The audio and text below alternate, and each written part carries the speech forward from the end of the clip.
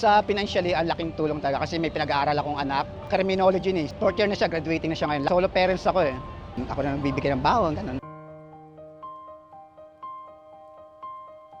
2007 nagsisimula pa lang si Direk Coco na indie film niya yung Buhay Tirador yun. Naka-eksena ko na siya doon sa lugar namin sa Mandaluyong. Paborito niyang location kasi yun eh. Actually, binalikan nga niya sa Probinsyano, bumalik ulit siya sa location na yun. Pinakilala nga ako sa Probinsyano, PE ako ng isang artista, tapos yun, pinakilala ko. Tapos sabi ni Direk Coco, pwede to si Upo ko, nakita ko na to eh, tumatambling to dati. So, kaya mo pa ba po?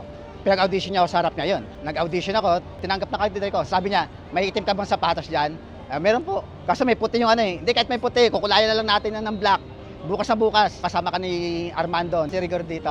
Bari lang talaga. Nagsisimula na sa Probinsyano, tapos pinalaman ko, nagtitaping na sila ng Batang Quiapo. May taping pala rito, padaan lang ako. Sabi ko, pakita lang ako. Sabi ko, Direk, taping pala kayo rito, padaan lang ako. Mga ilang linggo, yung staff tumawag na si Sir Louie. Tuwan-tuwa, patalong talaga ako sa tuwa. Sabi ko, grabe, napasigaw ako sa bahay namin eh. Kasama ka lang dito sa Batang Quiapo, ganun. Tapos ang unang eksena ko dito nga sa simbahan, kay Tatay Pen Medina nga, namamalimos kami. Sa career naman, sobrang lalong lumaki talaga. Yun nga, sabi ko nga, marami nag-interview mga vlogger, tapos yung nakakilala sa'yo, mga bata. Dahil sa Batang Quiapo, nag-iba yung buhay ko, yung paggalaw ko, yung pakikisama ko lalong lumabas. Hindi na ako nahihiya, hindi na ako nahiilang. Nagkaroon ng oportunidad din. Marami na rin kumukuha na sa lugar namin. Sa financially, ang laking tulong talaga kasi may pinag-aaral akong anak. Criminology ni. Fourth year na siya, graduating na siya ngayon. Laki na yung tulong kasi magti 3 years lang ako rito sa Batang Quiapo. Solo parents ako eh. Ako na nagbibigay ng bawang, ganun. Laking tulong.